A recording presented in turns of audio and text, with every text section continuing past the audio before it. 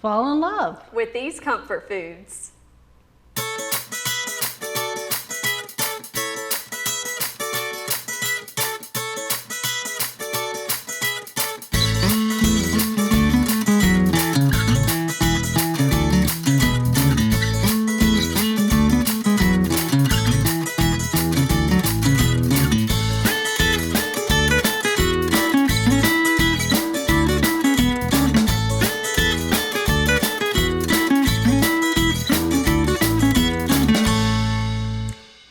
Welcome to At the Table. Today, this show is really going to be focused on more of those fall comfort foods. And starting out today, I want us to kind of work on a Southern style chicken and vegetable sheet pan meal. This is one that is actually pretty new to me. I learned of this recipe a few weeks ago. It was part of a training program that I was a part of to be able to bring back to my counties and extension, but I fell in love with it. Now, the word Southern style definitely deals with the type of spices and foods that we're using in this recipe. Sampson County is one of the top growers of sweet potatoes in North Carolina, so of course we have a sweet potato that we're going to work with today. I have an orange bell pepper to add in some of that sweetness, but we're also going to be working with smoked paprika today. To get started, I want to start on our marinade, and with that I've got a couple tablespoons of water in this little dish, and I'm actually going to show you guys a new technique with garlic today. So what I'm doing with this garlic is just trying to get it chopped up really fine, and I'm going to put some salt on top of it, and this is actually going to turn it into a paste. So if you love garlic, but maybe the garlic paste and the different things that you buy already done at the grocery store aren't quite working into your food budget, especially as those prices are rising, then this is a technique that you all can do at home. Now, a little bit later in the show, I also have Miss Karen Wilson here with me today, and she is going to show you a couple of recipes that I think have really fun names, and I'm pretty excited to try these out myself. That's one of the great things by being able to have two people here on the show today. We're all able to kind of learn from each other and pick up some new tips, tricks, and recipes along the way. Now, I've got kind of this chopped up pretty fine. I'm gonna run my knife through it one more time. And then I'm going to put some salt on top and start dragging it back and forth. And this will take a few minutes. So whenever you get started doing this, you know, it's not gonna be a super instant process, but all you have to do is chop that garlic up pretty fine and then get some salt and put on top of it. And it's okay, you want salt.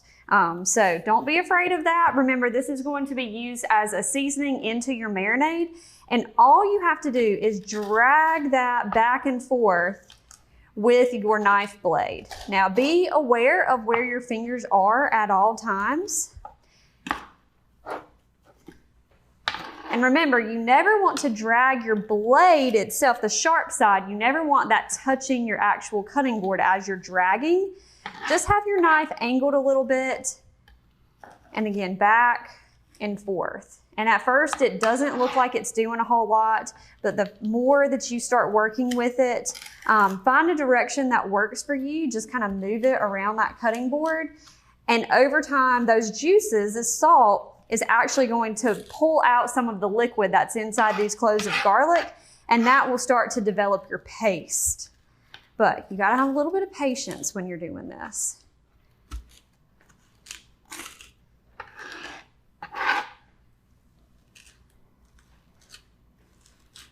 Now hopefully you guys can see a little bit of that water starting to come out with my garlic.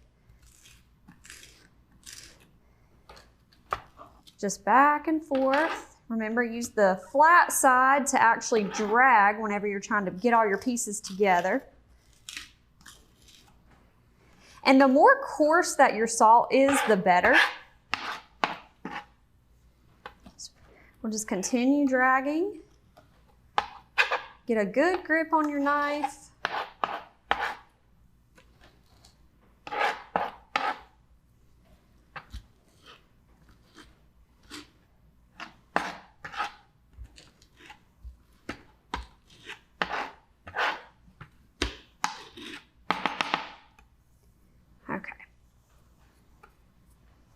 I'm actually going to start chopping it a little bit more just to have some more fine pieces to be able to drag across. But while this takes just a little bit longer, Ms. Kara, do you want to introduce your recipe that you're working with today? Certainly. I'm going to work with 2 recipes today. The first we're going to make is a kale confetti salad. This is a salad that you can eat with a spoon. Something new to try. Also, we're going to take the vegetable tomato sauce that we made in a previous show. We're going to show how you can utilize it and turn it into a healthy chili using black lentils, quinoa, and other gluten-free grains. And we'll look forward to seeing you all after you come back. Introducing the Star Communications app. All the tools you need in one convenient location. You can access Watch TV everywhere. Check local channel lineup. Check your Star email. View and pay your Star bill. Report troubles. Use your Star security app. Check your home voicemail. Sign up for Crowd Fiber. Check your Wi-Fi speed. The list keeps going and going. Download for free from the App Store or Google Play. Hi, welcome back. So I am taking some kale and rolling it up and chopping it very fine because we want our kale to be in very small pieces. One of the things I don't like about salad is when the salad lettuces or kales are these really big pieces and you have to try to fit them in your mouth when you eat them. So I like to chop mine really fine. So with kale's a little tough, but what we want to do is not use the stem. We're just going to take the leaves off. We're going to use that chiffonade technique that Cassidy in a previous show has taught us, and we're just going to run our knife right through this, and then I turn it just to chop it a little bit more so that it's kind of just finer pieces to eat. But one thing about kale can be a bit tough to eat, a bit chewy, and so one way we combat that is that we're going to make a dressing that will help soften the kale. And that dressing consists of, I like avocado oil. You can use olive oil. You're just going to use approximately about 1/4 cup. And then you're going to add a squeeze of a lemon. We're going to use Cassidy's technique with the spoon, something I've learned since working with her on the show. And we're just going to squeeze that. All great dressings are just an oil, and acid, and some seasoning. And then with this seasoning, we're going to keep it real simple. I'm just going to do some salt. And this is just going to help bring a little bit of flavor and also help break down that kale. So if I can get it out. Earlier today, we had one that worked really well. Now we have one that doesn't want to come out so well. So we're just going to mix this. I do have some seeds in here. Probably not as good as keeping the seeds out. We're just going to pull those out with our spoon. And I'm just going to mix this. Before I put it in the kale, I like to also add my carrots. I like my carrots to be marinated in this as well. I'm just going to mix this. Once we add the dressing and we mix it all up, we will take this kale and put it into the refrigerator for about 1 hour. This will give it time to break down and soften and be more palatable to eat, and also infuse some of that flavor into the kale and the carrots. So as I'm getting ready to put this in the refrigerator, I'm going to turn this back to Cassidy and see how it's going with that garlic salt. Yeah, so it's pasting up really nicely. So I'm going to go ahead and put it in with our little dish of water and then add some olive oil to it and a few spices. So just kind of get that paste up using a knife and a fork or a spoon, whatever you have on hand is good. So I'll go ahead and mix that. And next we need to add in 3 tablespoons of olive oil. So there's 1, 2, 3 tablespoons of olive oil.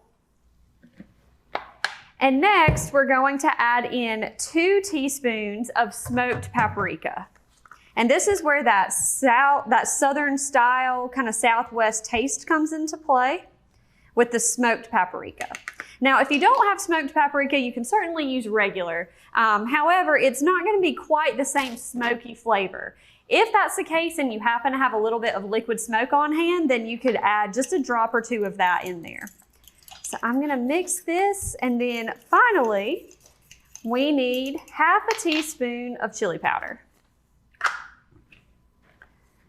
So there's a quarter, and there's half a teaspoon of chili powder. And the original recipe does call for salt. However, because we use so much salt in making the actual paste of our garlic, we don't actually need to add any more in. All right, so I'm gonna go ahead and place that to the side. And next, I want to start working on our sweet potato. Now, before we get started, just a little bit of a review of our knife skills. Always make sure that you're pinching your blade. That gives you the greatest amount of grip and control over your knife. If your finger is on top, especially with something that's hard like a sweet potato, you can easily lose your grip, lose your control, and then you're more at risk of getting cut. So make sure you have a good grip on that knife blade. Cut the ends off, move it to the side, and then if you'd like, keeping that tip pointed downward, you can make a flat surface to be able to work on. But I'm gonna go ahead and get this chopped up while we go to break, and when we come back, I'll add in our last vegetable, create our glaze, and then get that on the pan to be able to go in the oven. Just because something may work doesn't mean it's right for your business. Let Star Communications' knowledgeable consultants help you customize a hosted voice system that's right for you. Our dedicated experts work with you to understand your business needs and guide you at every step, from choosing and installing services to ongoing maintenance and support. Contact Star today. Welcome back. To get started, I need to make sure that I put this pepper in with the rest of our ingredients for the Southern style sheet pan chicken recipe. Again, this is one of my new favorites that I have recently learned about. And this is one that you can really play around with the flavors. I've actually put some cherry tomatoes on the pan with these ingredients, and when they burst, it just mixes with all the other flavors, and it's really, really delicious. So if you have some other vegetables that you need to use up, that's perfectly fine to include those in your recipes. That's one of the greatest things about sheet pan meals. They don't have to all be the same, but they're super simple and easy. All right, so I got the top taken care of. Now, a lot of times there's this kind of seed ball in the inside of your pepper, and I've seen a lot of different ways to be able to cut that away, but I'll just kind of show you my foolproof way. When I've done it the ways that a chef has taught me in the past, I always get those little seeds in there. But this way is just one that I have found that works for me, so maybe it works for you too. So I have everything intact there. You can compost it. You could use some of that. If you're gonna make your own vegetable stock, then that's something you can include in there. All right, so now that I have my long strips, I'm then just gonna kind of gather those together and cut perpendicular. Notice I'm keeping my fingers out of the way. I've still got a good pinch grip over my knife blade. Move those to the side. I'm gonna do that all over again. If you have a green bell pepper, that'll certainly add some color to this recipe. There's a lot of orange, but really green and orange foods are probably the two colors of foods that we as Americans tend not to eat a whole lot of, but they're really the most nutritious for us and contain a lot of nutrients that are super important for the immune system. And that's really important this time of year because while October, we welcome those cooler temperatures and the change in seasons, there's also flu season that we have to worry about. So making sure that we are on top of things, getting all the nutrients that we need is really important all times of the year, but especially this time of year. So I'm gonna put that into the bowl with our chicken, sweet potatoes, and now the orange bell pepper. So this will be pretty sweet, which will be a nice combination to work in conjunction and pair really well with that marinade that we made in the earlier part of the show. That smoked paprika and the sweetness of all these different flavors will work really well together. Now, this is a marinade, so if you have time to kind of let this soak for say an hour or so, you'll get even more flavor, but I'm just gonna mix it. Make sure it's mixed and tossed really well, and then I'm gonna put it on our pan and get it into the oven for probably, I'll say about 20-25 minutes, but of course, ovens are gonna cook a little bit differently. So you can take a look at yours and see if your vegetables are nice and tender to the touch with a fork, and your chicken, that magic temperature to make sure that your chicken is done is 165 degrees. So be sure you have a food thermometer on hand. This not only helps to make sure that you are not getting your family sick with salmonella, but it also helps to prevent drying out and overcooking that chicken. So I'm gonna keep moving this around and get it on our pan. And Miss Karen, what do you have next for us? Hi, thanks. What I have next is we're going to take advantage of a vegetable tomato sauce that we made in a previous show. And this is basically taking all of your leftover summer vegetables. You can add mushrooms, black olives like we did, onions and garlic, and you just simmer those in some water or broth. And then you're going to puree it. You're going to add some stewed tomatoes and some tomato paste.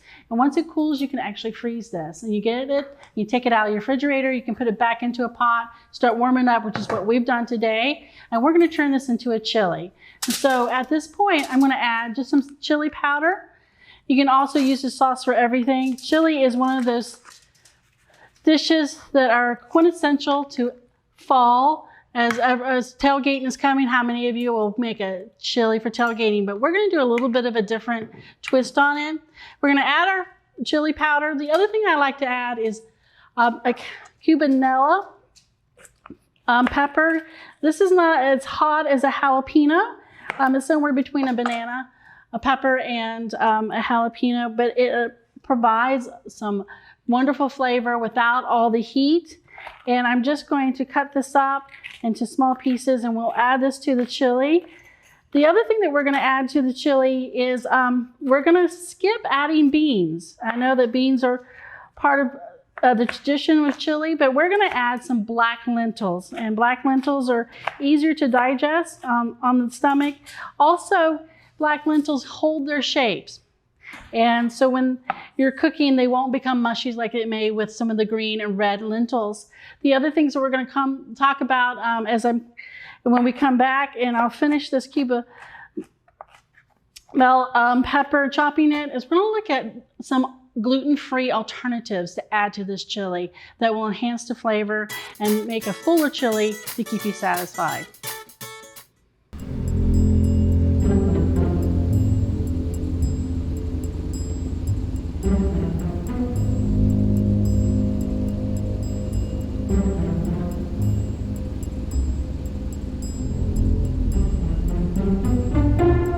Let's get out of here.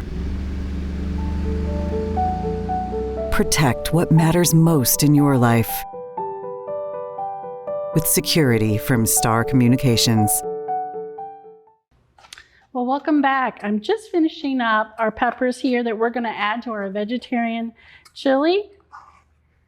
They're going to add some wonderful flavor, a little bit of heat, and not a whole lot. For those who don't like a lot of heat, this is a great pepper to use.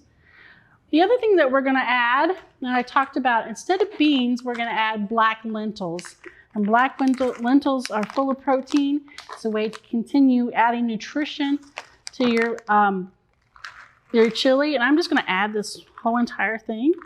I am going to spoon out, for those of you who've never seen black lentils, just kind of what they look like. So they're about like little peas, but they hold their shape. They're smaller than the green and red lentils, and they're great for soups and chilies when you want to be able to taste or have that bite you would normally have with a bean. Now, there's some options I talked about earlier about doing gluten-free. And so in our family, we kind of look at gluten-free options that are also nutritious. The one that I'm going to use today is a garlic and olive oil quinoa. And we're going to just open this and we're going to add this. This is a great way to add additional protein and nutrition to your chili. It also will kind of fill the chili in, make it a little thicker. You can kind of see as I'm just stirring here how thick it is going to become. Some other options that you may not have heard of, or maybe not be something you've considered that will be really great in a chili like this, is sorghum.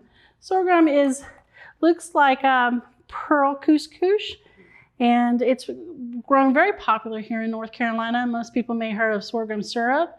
And so this has a nutty flavor, wonderful to add to not only chili, but you can also add to salads. The last one might be something you've not heard of as often, and this is amaranth. And amaranth is very, very small. I'm going to try to kind of see if we can catch how small this is. These are very, very, very small seeds. This cooks in only 10 minutes. You can actually put this raw into your chili and let it cook in the chili sauce or liquids. Here I've just cooked it ahead of time. This little grain is an ancient grain that comes from the Aztec Indians, and it packs a lot of nutrition, very high in vitamin C, as we're kind of looking at keeping our immune system healthy. So I'm going to let our chili continue to kind of mix up and cook down. And while we're doing that, we're going to go to our kale confetti salad. And the first thing I'm going to do is I'm going to just take this cucumber, I'm going to cut it in half, and we're going to scoop out the seeds. And one of the best ways to scoop out the seeds is just use a good old spoon. You're just going to go down the middle, and you're just going to kind of grab those seeds with your spoon. And this will help you with chopping up the seeds. And then all I'm going to do with this, I'm going to leave the skins on. I love cucumbers with skins on. Cucumbers are very good. They have lots of water in them. So if you're looking at a salad that also will keep you a little dehydrated, maybe. Not dehydrated, but hydrated, sorry. Using the wrong words. A cucumber is a great way to do this. So what I'm going to do now is going to add my salad. So this is my confetti salad. One of the things that we did with our kale, we cut it very small. We've marinated it with the shredded carrots. And what you can see, this is very, very soft. And this is going to be easier to chew, great palate for those who are looking for a salad to eat and don't like those really big pieces. This is something you're going to enjoy. From here on out is you add what you want. And so for me, I love to add sweet peppers. I've cut them fairly small here again, trying to keep with bite sizes that are all the same. And I'm just going to add me some yellow peppers. I'm going to grab some of these wonderful cucumbers that I've cut earlier, and we're going to add those. Just because we have on hand here today, I've got some mushrooms. I've got some black olives. You can certainly do zucchini. You can do celery as well. And then to add a little bit of more flavor, a go-to is add a nut. So you can do sesame seeds. Here I'm just going to do some chopped walnuts. I'm going to add those in. And then here I have, this is one of my favorites. This is chopped dates. Dates are a great way to add additional nutrition and fiber to a salad. And I'm just going to kind of top some of those with there. And the other thing is, this is a little controversial. This is very personal. I love croutons. And one of the ways I love to eat croutons is I'm just going to take them and crumble them in there. So you just get a little bite every time you go to take. And then the last but not least, we're going to do grated. You can also do shredded Parmesan. If you notice, I didn't add any additional dressing. And the reason for that is I like to taste everything and not be covered up with dressing. And so we're just going to toss this together. And this becomes our confetti salad. I'm going to also just take a little bit of time. I'm going to add some of this quinoa. I said it wrong. Sorghum, not quinoa. And we're just going to add this. Is going to add some grains, some carbs to it, and you've got yourself a wonderful and nutritious salad to eat. You can also eat it with a spoon instead of a fork. You can take it with you. You can eat it along with your chili. So that's all that I have with this. Cindy, how are we doing with our chicken recipe? Yes. Sweet potatoes as well. Yes, so over here, our Southwest chicken and vegetable sheet pan meal has come out of the oven. Now it's time to create a glaze to go on top of it. So all I'm gonna do is mix together 4 teaspoons of apple cider vinegar, And there are 3 teaspoons in a tablespoon. So I'm just gonna do 1 tablespoon plus 1 teaspoon. So here's our apple cider vinegar. And then we need 2 teaspoons of Worcestershire. I'm sure many of you have different ways of pronouncing this. Depending on your cooking show, there might be different pronunciations of this, but I think everybody knows what I'm talking about. So that's gonna go in there. There's 2 teaspoons of that. And then we need 2 teaspoons of honey. Now, anytime that you're working with honey or something that's super sticky, you want to spray your spoon with a little bit of nonstick cook spray, and that's going to prevent that honey from sticking so that you get your full measurement. So 2 teaspoons of honey. See how that comes right out? And then finally, we need 2 teaspoons of Dijon mustard. And this is actually going to be what makes it nice and creamy. So there's 1,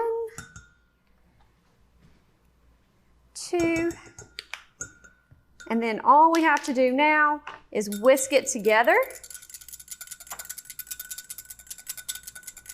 And this glaze will go right on top. It doesn't have to cook anymore. And that's all that there is to this meal. So hopefully you guys have some nice recipes that you can kind of welcome with fall. Try some different things. A lot of these are great sources of protein, fiber, and healthy carbs. But we'll see you guys back next time for At the Table.